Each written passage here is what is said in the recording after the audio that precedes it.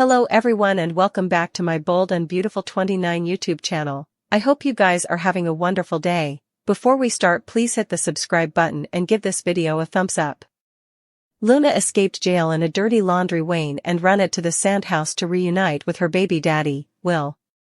After she professed her undying love, the Bobbies and varied cousins descended on the house, performing in Luna contending down in the foggy night. Everyone but Will chased her, and for all intents and purposes, it appears that Luna was hit by an auto and failed. It sounds like Luna is truly gone, but the body wasn't shown on screen, leaving numerous observers to presume that Luna will one day return. Luna is dead. Chief Bradley reviewed her ghastly fate to those gathered at Bill's home. We being asked to suspend unbelief. Rather, they must accept what was said as the colorful connected characters' stories move forward. It was also important to hear Deputy Chief affirm that Luna told Will the verity. She did misfire their baby, which also ends that veritably indecorous, connected tale. Why Sheila ever told her granddaughter the details she learned about Will's creation party remains up for debate. Sheila did want to see Luna pursue her dreams, indeed, though she was still believed to have failed on the operating table at that point in the plot. Luna used what Sheila participated and exploited the occasion in a horribly manipulative way. Why Electra felt the need to leave the party, indeed, though the man she loved so deeply was still there and veritably tipsy. Creating Will's largely inebriated state and also using that to trick him into conceiving his child was another hard strike on Luna's rap distance. As has been said before by numerous, including her parents, Luna had no moral compass. Will has loved Electra since he first saw her, and the feeling is collective. Suckers recall the sweet scene when they physically banged into each other in Forrester Creations' legendary hallway. The expression on Electra's face when Will offered her one of the rings that fell was memorable and prefigured the warm relationship that soon developed. But also Luna spotted them, while cloaked at Bill's house, when he was shielding her from justice. Now, with the baby sorely being lost and Luna having failed, Will has recaptured the capability to put his life back on track. Hopefully, observers see light-hearted scenes with this couple through Thanksgiving, Christmas, and at least into the early new time. Luna was their son, as Lee told her espoused son and family. Finn has complex passions about what happened, but Poppy is still glad that Luna is gone. Finn was framed for 2 murders like Poppy was, which makes his response to this alternate death comparatively lighter. But it's hard to nicely condemn Poppy because of the frame she's frequently cited. Sheila is grieving because she loved Luna. Yet, the woeful exit of her granddaughter also significantly reduces a point of contention that was thrust into her marriage.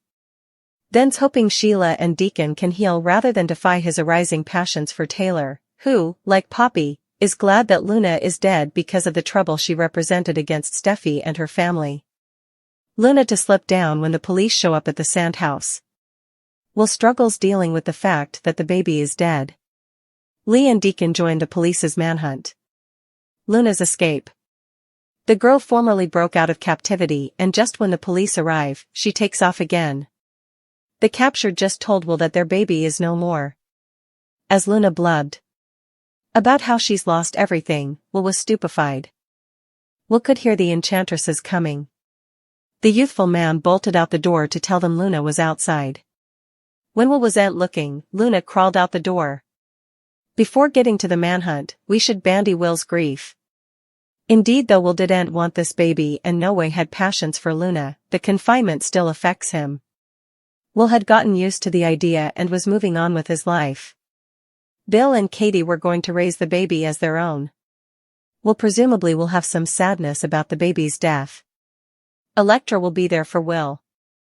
Although she abominated Luna, she no way formerly wished the baby would die. Electra was with Ivy at Forrester Creations. Also, she was advised to Luna's escape.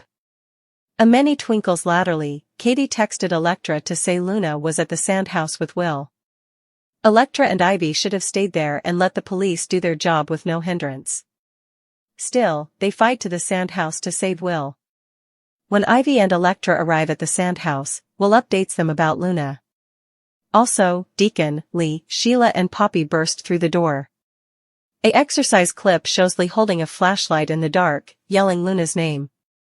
Meanwhile, Poppy harangues about her son. Luna could encounter a murder twist, egging us to bandy 5 implicit suspects in her conceivably deadly departure. Is there a chance that someone will make a surprising move to exclude Luna fully? Now that Luna has broken free from captivity, a huge hunt operation will begin.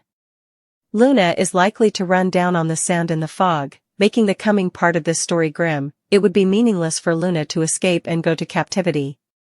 There must be commodity further passing, suggesting Luna could face a veritably different fate. If the show has her fall off a precipice into the water, it might indicate her presumed death.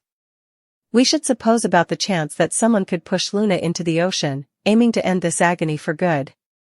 With this in mind, let's consider 5 suspects who might be eager to give Luna a strong drive towards her end.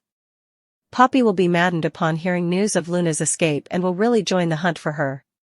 Is it possible for Poppy to track down Luna and drive her own son to a point of no return with deadly consequences? It could be a dramatic struggle between mama and son, conceivably at the edge of a precipice, where Poppy tries to hang on to her but has to let go. Luna is loony enough that she'd try to pull her own mama over the edge to her death, condemning her for all her angst growing up. Poppy would have no choice but let Luna fall, should it come to a battle to the death. Still, manages to discreetly slip down from the group. There's a chance she could crop as a serious contender in the disquisition girding Luna's possible killer, if Elektra.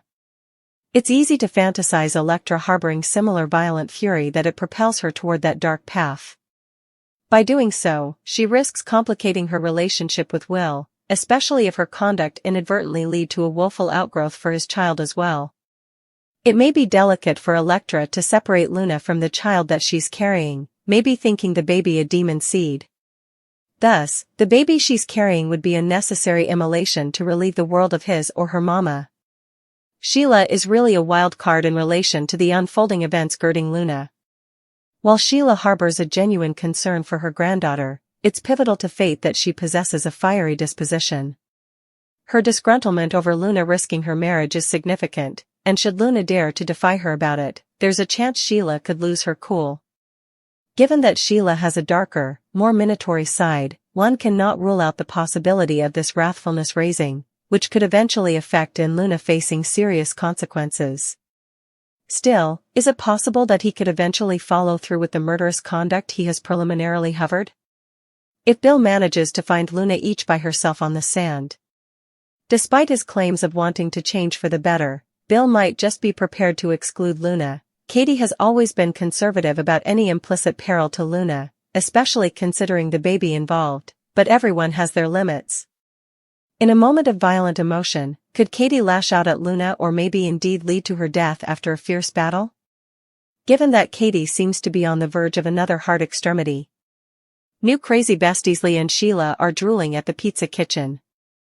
They're agitating how Deacon returned to her through Remedy. Lee is surprised Cleric is continuing in Remedy indeed after their marriage is back on track. Sheila knows Taylor didn't help Deacon for her. Lee doesn't watch about all that but is simply happy for her new crazy bestie. Sheila wishes Deacon's kitties felt the same way as they would like him to gutter her right inside. She says they're in a family remedy session with Cleric moment. She just knows Taylor will be suitable to work her magic on Deke and Hope. Taylor is leading a family remedy session with Cleric, Hope and Deke.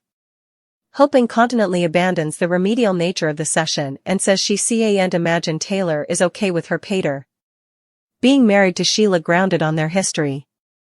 Deke notes Deacon is no saint but he's paid for his miscalculations and no way did anything as nightmare as Sheila. Hope and Deke are so proud of their father for how he has turned his life around. They can't imagine he can reach his full eventuality with Sheila around. Hope says they're approaching him with love and concern but thinks he should realize some people do'nt change.